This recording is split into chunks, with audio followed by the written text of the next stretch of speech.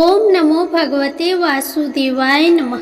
जय श्री कृष्णा, राधे राधे। आप सभी को इंदिरा एकादशी की हार्दिक शुभकामनाएं। हे प्रिय भक्तों, आज इंदिरा एकादशी है। आश्विन मास की कृष्ण पक्ष की एकादशी तिथि को इंदिरा एकादशी का व्रत का विधान है। यह एकादशी पितृपक्ष में आती है, इसलिए इसका महत्व और भी ज़्यादा है। धार्मिक मान्यता के अनुसार इस दिन भगवान विष्णु की पूजा करने और व्रत रखने से पितरों की आत्मा को मोक्ष मिलता है। पद्म पुराण के अनुसार श्राद्ध पक्ष में आने वाली इंदिरा एकादशी का पुण्य अगर पितृगणों को दे दिया जाए तो नरक में गए पितृगण भी नरक से मुक्त होकर मोक्ष को प्राप्त कर लेते हैं। हे प्रिय भक्तों, इस व्रत को करने से सभी जीव आत्माओं को उनके सभी पापों से मुक्ति मिल जाती है। इस एकादशी के व्रत से मनुष्य को यमलोक की यातना का सामना नहीं करना पड़ता है और इस एकादशी का व्रत करने वाले व्यक्ति के 7 पीढ़ियों तक के पितृ तर जाते हैं एवं व्रत करने वाला भी स्वयं स्वर्ग में स्थान पाता है। हे प्रिय भक्तों, अब आप सुनिए आश्विन मास के कृष्ण पक्ष की इंदिरा एकादशी की व्रत कथा। कथा को पूरा सुनिएगा। आधा अधूरा कथा सुनने से दोष लगता है और व्रत का पूर्ण फल नहीं मिलता है। हे प्रिय भक्तों, आप सबसे कुछ कहना है। हे भक्तों, अगर आपको कथा पसंद आए तो कृपया दक्षिणा के रूप में आप हमारे वीडियो को एक लाइक अवश्य कर दीजिएगा। यह आप सबसे रिक्वेस्ट है मेरी। अब आइए कथा की ओर चलते हैं। ओम श्री गणेशाय नमः। भगवान श्री लक्ष्मी नारायण की जय। हे प्रिय भक्तों, एक बार युधिष्ठिर ने भगवान श्री कृष्ण से पूछा, हे मधुसूदन, कृपा करके मुझे यह बताइए कि आश्विन मास के कृष्ण पक्ष में कौन सी एकादशी होती है। तब भगवान श्री कृष्ण बोले, राजन, आश्विन कृष्ण पक्ष में इंदिरा नाम की एकादशी होती है। उसके व्रत के प्रभाव से बड़े बड़े पापों का नाश हो जाता है। नीच योनि में पड़े हुए पितरों को भी यह एकादशी सद्गति देने वाली है। हे राजन, पूर्व काल की बात है। सतयुग में इंद्रसेन नाम से विख्यात एक राजा हुआ करते थे, जो अब महिष्मतीपुरी के राजा होकर धर्म पूर्वक प्रजा का पालन करते थे। उनका यश सब ओर फैल चुका था। राजा इंद्रसेन भगवान विष्णु की भक्ति में तत्पर होकर गोविंद के मोक्षदायक नामों का जप करते हुए समय व्यतीत करते थे और विधि पूर्वक अध्यात्म तत्व के चिंतन में संलग्न रहते थे। एक दिन राजा राज्यसभा में सुखपूर्वक बैठे हुए थे। इतने में ही देवर्षि नारद आकाश से उतरकर वहां आ पहुँचे। उन्हें आया देखकर राजा हाथ जोड़कर खड़े हुए और विधि पूर्वक पूजन करके उन्हें आसन पर बैठाया।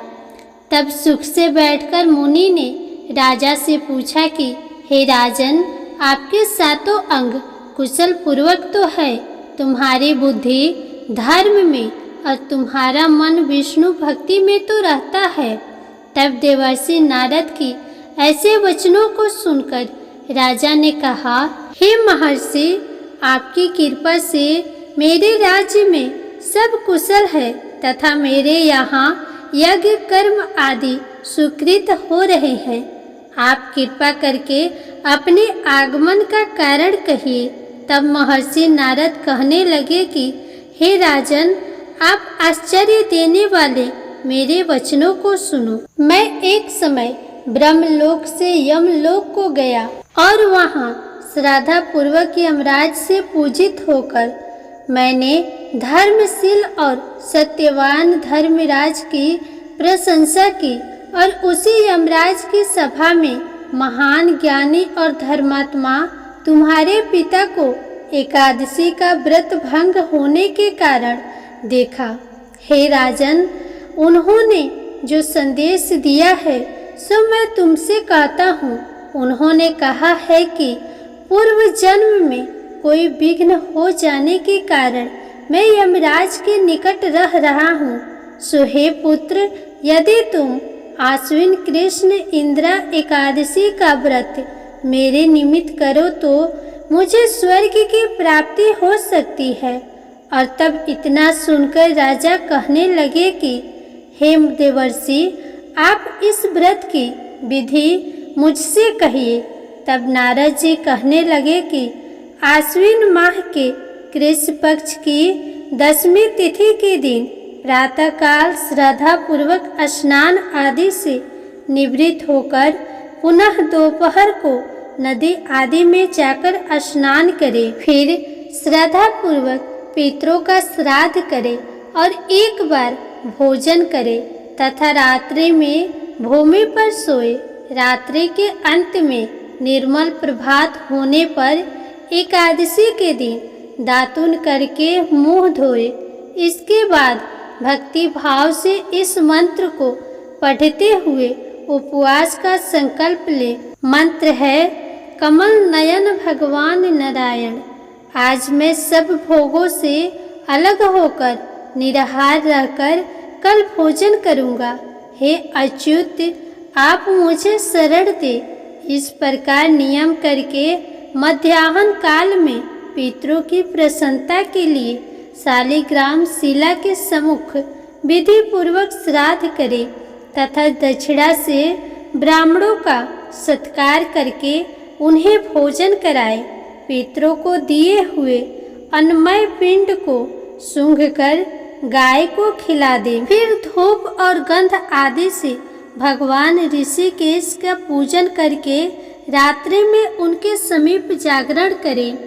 इसके बाद सवेरा होने पर द्वादशी के दिन पुनः भक्ति पूर्वक श्री हरि की पूजा करें। उसके बाद ब्राह्मणों को भोजन कराकर भाई बंधु नाती और पुत्र आदि के साथ स्वयं मौन होकर भोजन करे।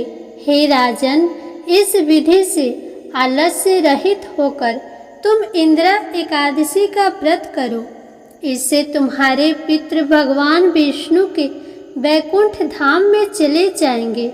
भगवान श्री कृष्ण कहते हैं, हे राजन, राजा इंद्रसेन से कहकर देवर्षि नारद अंतर्ध्यान हो गए। राजा ने उनकी बताई हुई विधि से अंतपुर की रानियों, पुत्रों और वृत्तियों सहित उस व्रत का अनुष्ठान किया। हे कुंती नंदन, व्रत पूर्ण होने पर आकाश से फूलों की वर्षा होने लगी। इंद्रसेन के पिता गरुड़ पर आरूढ़ होकर श्री विष्णु धाम को चले गए और राजर्षि इंद्रसेन भी अंकट राज्य का उपभोग करके अपने पुत्र को राज्य पर बैठाकर स्वयं स्वर्ग लोक को प्राप्त हुए। इस प्रकार मैंने तुम्हारे सामने इंदिरा एकादशी के व्रत का महात्म्य का वर्णन किया है। इसको पढ़ने और सुनने से मनुष्य सब पापों से मुक्त हो जाता है और उसे स्वर्ग लोक की प्राप्ति होती है। हे प्रिय भक्तों, प्रेम से बोलिए श्री लक्ष्मी नारायण भगवान की जय, एकादशी माता की जय, तुलसी माता की जय। हे प्रिय भक्तों, अब आप सुनिए एकादशी माता और तुलसी माता की कथा। इन कथाओं को सुनने से ही एकादशी का व्रत पूर्ण होता है। तो इन कथाओं को पूरी श्रद्धा और प्रसन्नचित्त मन से पूरा अवश्य सुनिएगा और साथ में अगर कथा पसंद आए तो वीडियो को एक लाइक भी कर दीजिए। एक बूढ़ी माँ ने एक बार एकादशी का व्रत रखा। बड़ा ही भक्ति भाव से पूजा अर्चना की। उन्हें वृद्धा अवस्था में क्या बाधा थी। वे तो अपने पुत्र पौत्रों की सुख सुविधा के लिए व्रत रखने लगी थी। वे दिन भर तो जरा कठोर मन करके अपनी प्यास को रोके रही। दिन में पूजा पाठ किया, कथा सुनी और पंडित जी को मिट्टी के पात्र में भरकर पानी और ऋतुफल दान में दिए। दोना भर भर के बूढ़ा शक्कर वितरण किया। उन्हें गर्मी के कारण बहुत बेचैनी हो रही थी। इस कारण से बड़ी देर तक पानी में पड़ी रही और पानी की कुल्ला करती रही, अपना मुंह धोती रही। तब कहीं थोड़ा बहुत धैर्य बंध पाया। धूप तो बहुत तेज पड़ रही थी, इस कारण बार बार उनका मुंह सूख रहा था। बूढ़ी माँ बहुत बेचैन हो रही थी। एक तरफ बुढ़ापा और दूसरा यह भयंकर गर्मी। वृद्धा अवस्था की स्थिति तो कुछ दूसरी ही प्रकार की होती है। जैसे जैसे रोज होके दिन कट पाया, अब पहाड़ सी रात सामने थी। उसका कटना बड़ा ही कठिन दिखाई दे रहा था। खटिया पर पड़े शांति नहीं मिल रही थी। वे बार बार करवट बदल रही थी। अनेक बार वे बाहर जाती और भीतर आती। उन्हें घर के अंदर शांति नहीं थी। वे पड़ी पड़ी एकादशी माता का स्मरण करती रही। वे कहती रही कि हे माता जी, आप मेरी लाज रखिएगा। आप ही मुझे शक्ति दीजिएगा जिससे मैं भली भांति आपका व्रत कर सकूं और यह पहाड़ सी रात शांति पूर्वक व्यतीत हो सके। प्यास के कारण बूढ़ी माँ की बेचैनी तो बढ़ ही रही थी। उन्होंने धैर्य रखने का बहुत प्रयास किया, किंतु सहनशीलता की सीमा टूट गई और वे घबराकर एकदम चिल्ला पड़ी और बोली कि बचाओ बचाओ। अम्मा का चिल्लाना सुनकर परिवार भर के नर नारी, बच्चे और पड़ोसी एकत्र होकर बूढ़ी अम्मा के खटिया के समीप पहुंच गए। सबने पूछा कि अम्मा जी, आपको क्या हुआ? आप क्यों चिल्ला रही हैं? आप इस वृद्धा अवस्था में यह कठिन व्रत क्यों कर रही हैं? अम्मा जी, शक्ति से ही भक्ति होती है। थोड़ी ही देर में वे फिर से बोली, अरे हमारे तो प्राण ही निकले जा रहे हैं। मेरी छाती पर ठंडे पानी का घड़ा रख दीजिए। नातियों ने दादी की छाती पर ठंडे पानी का पात्र रख दिया। तब कहीं उन्हें थोड़ा बहुत आराम मिला और थोड़ी देर के लिए उन्होंने अपनी आंखें बंद कर ली। एकादशी माता ने सोचा कि यह बूढ़ी अम्मा है तो बहुत कठोर, जरा जाकर उसकी परीक्षा लेनी चाहिए। वे आधी रात को मुर्गा बनकर तीर लगाने लगी। मुर्गा की आवाज़ सुनकर बूढ़ी अम्मा जल्दी से उठी और बाहर जाकर आसमान की ओर देखा, किंतु आसमान में कहीं उन्हें प्रातःकालीन तारा दिखाई नहीं दिया। तो वे सोचने लगी कि यह मुर्गा क्यों और कैसे भूल गया। उन्हें प्यास तो लग ही रही थी। थोड़ा बहुत उनका मन विचलित होने लगा, किंतु उन्होंने दृढ़ निश्चय किया कि मैं अब व्रत को पूर्ण करके ही छोड़ूंगी, चाहे भले ही मेरे प्राण निकल जाए। यह सोचकर फिर वे खटिया पर शिथिल होकर लेट गई। थोड़ी ही देर में एकादशी माता ने उनकी फिर से परीक्षा लेनी चाहिए। एक छोटी सी बालिका एक गिलास में शरबत लेकर उनके सिरहाने खड़ी हो गई और जोर से बोली, दादी जी, सवेरा हो गया है, आप हाथ मुंह धोकर शरबत पी लीजिए। पहले तो शरबत का गिलास देखकर उनका मन ललच गया, किंतु अचानक व्रत का स्मरण हो आया और उन्होंने सोचा कि मैं किसी भी प्रकार से अभी शरबत नहीं पी सकती हूँ और वे शांति पूर्वक अपनी खटिया पर लेट गई। फिर थोड़ी ही देर में उन्हें ऐसा लगा कि जैसे किसी ने उन्हें पानी के कुएं में पटक दिया हो। वे बड़ी देर तक उस कुएं में हाथ पांव चलाती रही, किंतु उन्होंने अपने मुंह में पानी की एक बूंद भी नहीं जाने दी और वे दृढ़ता पूर्वक अपना व्रत पालन करती रही। थोड़ी ही देर में न जाने कहां से सामने आग जलने लगी, जिससे भारी गर्मी बढ़ने लगी। प्यास के कारण प्राण निकलने लगे, किंतु बूढ़ी अम्मा का कुछ भी नहीं बिगाड़ पाया। वे जहाँ के तहाँ मुस्कुराती हुई सी बैठी रही और थोड़ी ही देर में बाहर प्रकाश दिखाई देने लगा। ऐसा लगा कि जैसे सवेरा हो गया हो। बूढ़ी अम्मा ने जब बाहर निकलकर देखा तो वे समझ गई कि अभी सवेरा होने में 3-4 घंटे की देरी है। यह जानकर वे शांति पूर्वक इधर उधर घूमने लगी। एकादशी माता यह बात अच्छी तरह से समझ गई कि यह बूढ़ी अम्मा किसी भी प्रकार से अपने व्रत से नहीं टल सकती है। वे उनके सत्य व्रत को अच्छी तरह से समझ गई। सवेरा होते ही बूढ़ी अम्मा ने स्नान किया, पूजा पाठ किया, एकादशी माता की कथा सुनी, ब्राह्मणों को दक्षिणा देकर भोजन कराया। तब कहीं उन्होंने जल ग्रहण किया। कन्याओं को भोजन कराने के बाद अम्मा ने स्वयं भोजन किया। उस श्रेष्ठ व्रत के प्रताप से बूढ़ी अम्मा की आयु में वृद्धि हो गई। उनका घर परिवार हरा भरा हो गया। घर में अब उनके कोई अभाव न रहा। वे हर तरह से सुख साधनों से संपन्न हो गए। नात नतनी से उनका घर भर गया और वे उसी दिन से 12 महीनों का एकादशी का व्रत करने लगी। एकादशी माता के व्रत के प्रताप से इस संसार में हर प्रकार के सुख भोग कर वे अंत में बैकुंठ धाम को चली गई। जैसे एकादशी माता ने बुढ़िया माता और उनके परिवार को हरा भरा किया, वैसे ही एकादशी माता हम सभी की मनोकामनाओं को पूर्ण करे। प्रेम से बोलिए एकादशी माता की जय। अब बड़े ही प्रेम से तुलसी माता की कथा को सुनते हैं। इन कथाओं को सुनने से ही एकादशी का व्रत पूर्ण माना जाता है। एक बार एक गांव में एक बहुत ही बुजुर्ग महिला रहती थी। वह बहुत ही पूजा पाठ किया करती थी।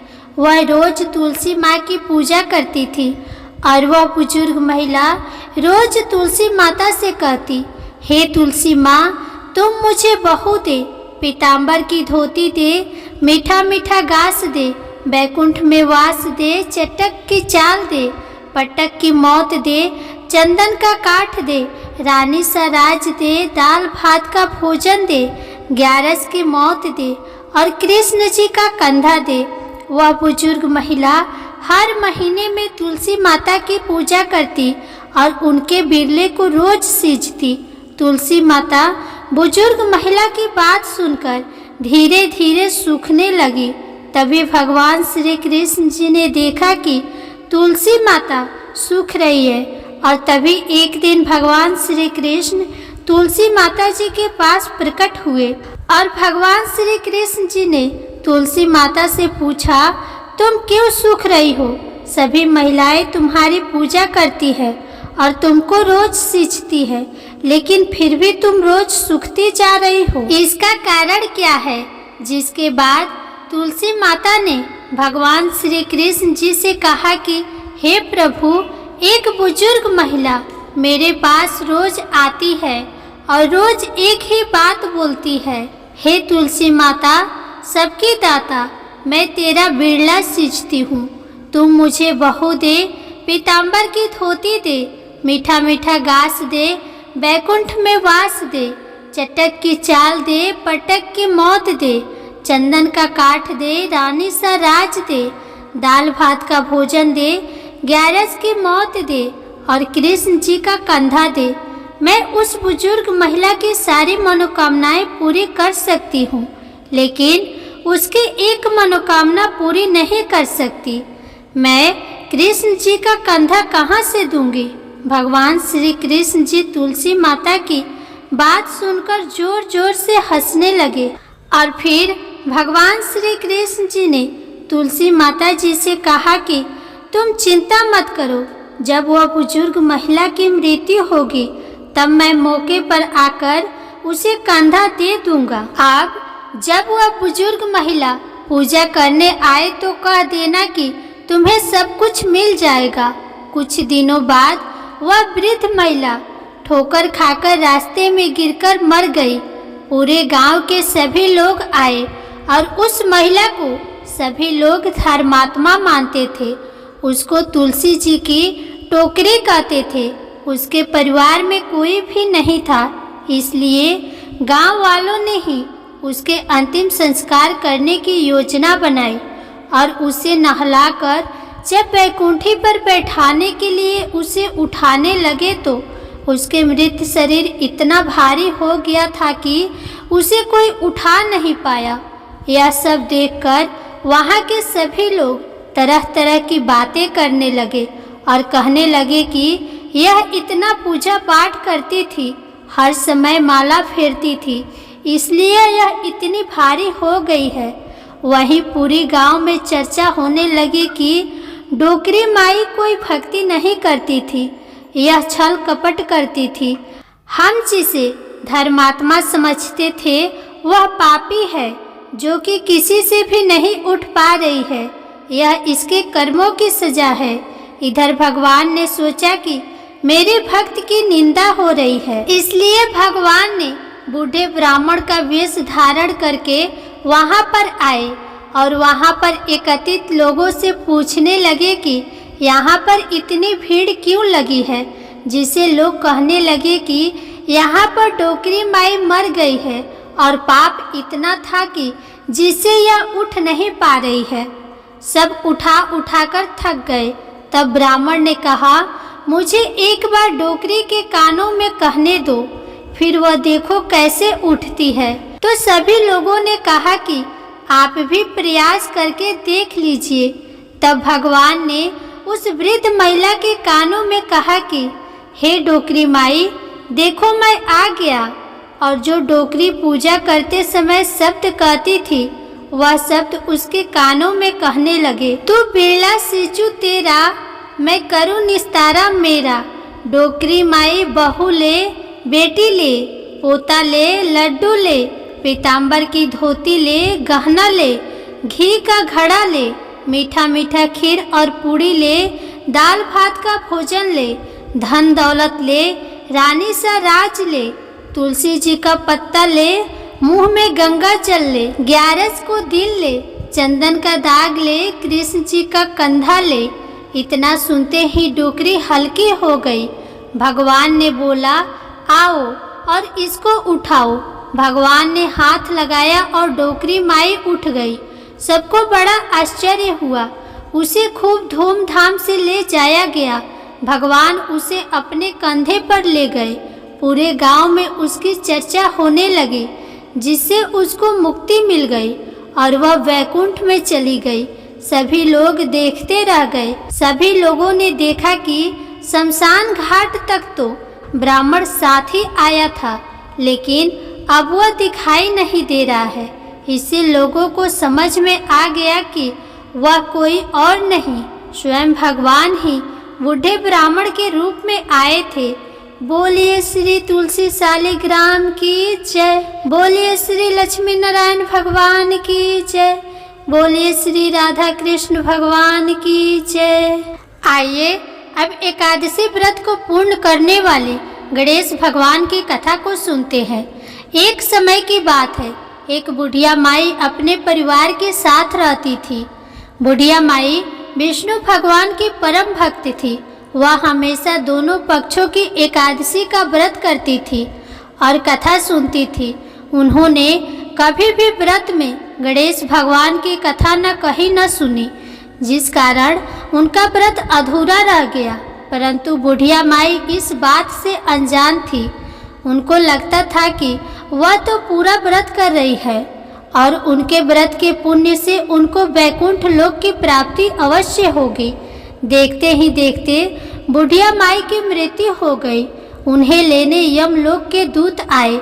वह देखकर घबरा गई और बोली, मैंने जीवन भर विष्णु भगवान की भक्ति श्रद्धा भाव से किया, एकादशी का व्रत किया, मुझे तो लेने वैकुंठ लोक का विमान आएगा, मैं आपके साथ नहीं चलूंगी। इतना कहकर बुढ़िया माई रोने लगी और विष्णु भगवान को पुकारने लगी। विष्णु भगवान गरुड़ पर सवार होकर बुढ़िया माई के पास आए और बोले, बुढ़िया माई, तूने तो पूरी श्रद्धा से व्रत किया, परंतु तुमने व्रत में कभी भी गणेश भगवान की कथा न कही न सुनी, जिस कारण तेरा व्रत अधूरा रह गया।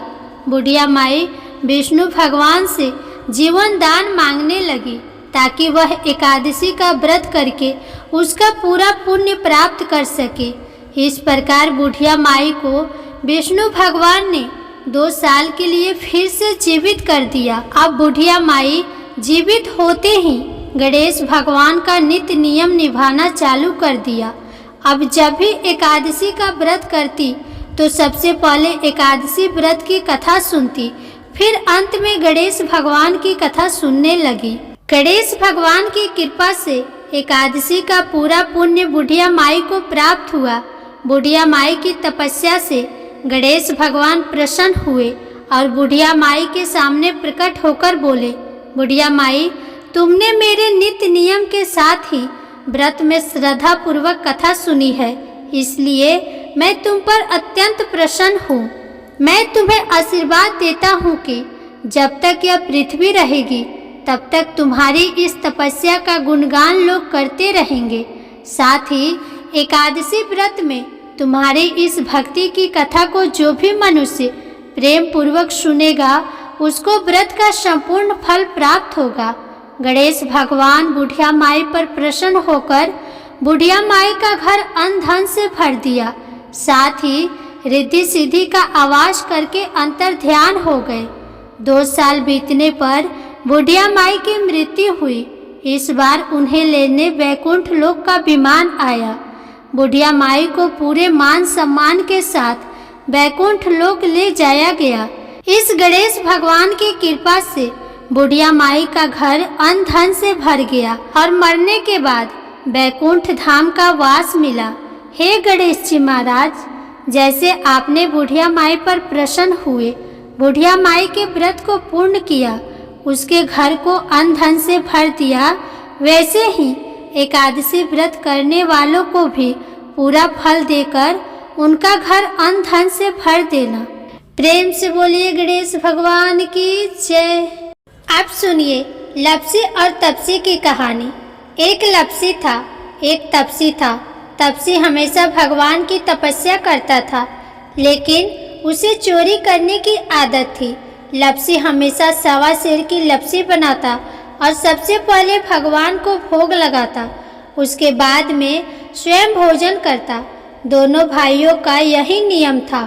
एक दिन किसी बात को लेकर दोनों भाइयों में कहा सुनी हो गई। तपसी कहने लगा कि मैं रोजाना भगवान की तपस्या करता हूँ, इसीलिए मैं बड़ा हूँ।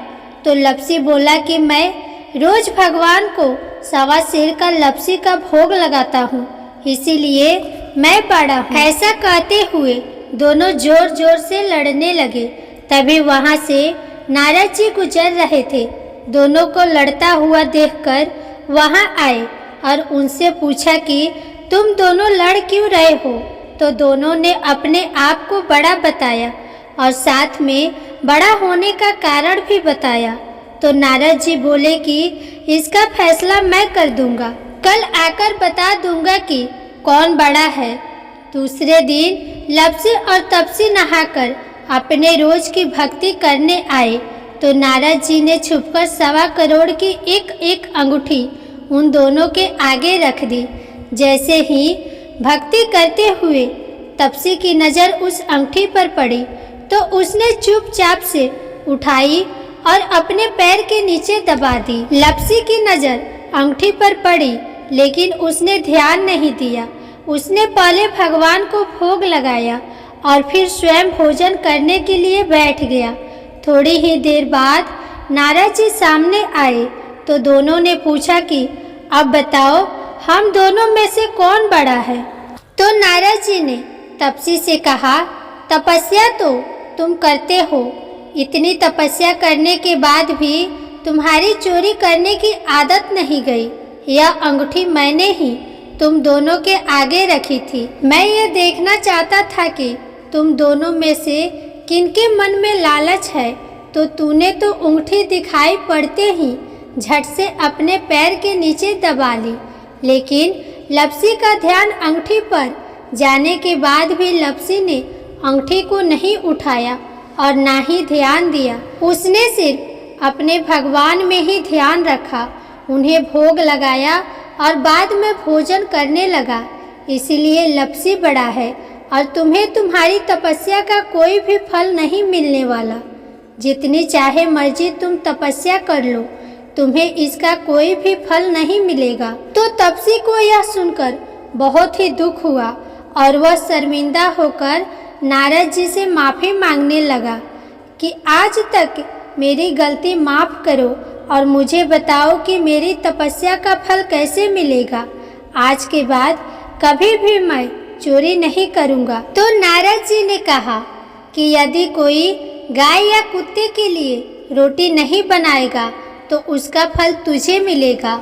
यदि कोई व्यक्ति ब्राह्मण को भोजन करवाकर उसे दक्षिणा नहीं देगा तो उसका फल भी तुझे ही मिलेगा। अगर किसी को सूट साड़ी देगा और उसके साथ भेंट स्वरूप कुछ रुपये नहीं देगा तो उसका फल भी तुझे ही मिलेगा। अगर कोई व्यक्ति दिए से दिया जलाएगा तो उसका फल भी तुझे ही मिलेगा। अगर कोई औरत आंगन लिपकर चौका नहीं लिपेगी तो उसका फल भी तुझे ही मिलेगा। यदि कोई व्रत कथा में सारी कहानी सुन ले लेकिन तुम्हारी कहानी ना सुने तो उसका फल भी तुझे ही मिलेगा। उसी दिन से हर व्रत कथा और कहानी के साथ लपसी तपसी की कहानी कही और सुनी जाती है। प्रेम से बोलिए भगवान श्री लक्ष्मी नारायण की जय, तुलसी माता की जय, एकादशी माता की जय, भगवान गणेश की जय। अब आप सुनिए एकादशी माता की आरती। ओम जय एकादशी जय एकादशी जय एकादशी माता, विष्णु पूजा व्रत को धारण कर शक्ति मुक्ति पाता। ओम जय एकादशी जय एकादशी जय एकादशी माता, विष्णु पूजा व्रत को धारण कर शक्ति मुक्ति पाता। तेरे नाम गिनाऊं देवी भक्ति प्रदान करनी, गण गौरव की देनी माता शास्त्रों में वर्णी। ओम जय एकादशी माता, विष्णु पूजा व्रत को धारण कर शक्ति मुक्ति पाता। मार्गशीर्ष के कृष्ण पक्ष की उत्पन्ना विश्व तारिणी जन्मी, शुक्ल पक्ष में हुई मोक्षदा मुक्तिदाता बन आई। ओम जय एकादशी माता, विष्णु पूजा व्रत को धारण कर शक्ति मुक्ति पाता। पौष के कृष्ण पक्ष की सफला नामक है, शुक्ल पक्ष में होए पुत्रदा आनंद अधिक रहे। ओम जय एकादशी माता, विष्णु पूजा व्रत को धारण कर शक्ति मुक्ति पाता। नाम सटतीला माघ मास में कृष्ण पक्ष आवे, शुक्ल पक्ष में जया कहावे विजय सदा पावे। ओम जय एकादशी माता, विष्णु पूजा व्रत को धारण कर शक्ति मुक्ति पाता। चैत्र शुक्ल में नाम कामदा धन देने वाली, नाम वरुथनी कृष्ण पक्ष में वैशाख माह वाली। ओम जय एकादशी माता, विष्णु पूजा व्रत को धारण कर शक्ति मुक्ति पाता। शुक्ल पक्ष में होए मोहिनी अपरा ज्येष्ठ कृष्ण पक्षी, नाम निर्जला सब सुख करनी शुक्ल पक्ष रखी। ओम जय एकादशी माता, विष्णु पूजा व्रत को धारण कर शक्ति मुक्ति पाता। जोगिनी नाम आषाढ़ में जानो कृष्ण पक्ष करनी, देव शैनी नाम कहायो शुक्ल पक्ष धरनी। ओम जय एकादशी माता, विष्णु पूजा व्रत को धारण कर शक्ति मुक्ति पाता। कामिका श्रावण मास में आवे कृष्ण पक्ष कहिए, श्रावण शुक्ल होए पवित्र आनंद से रहिए।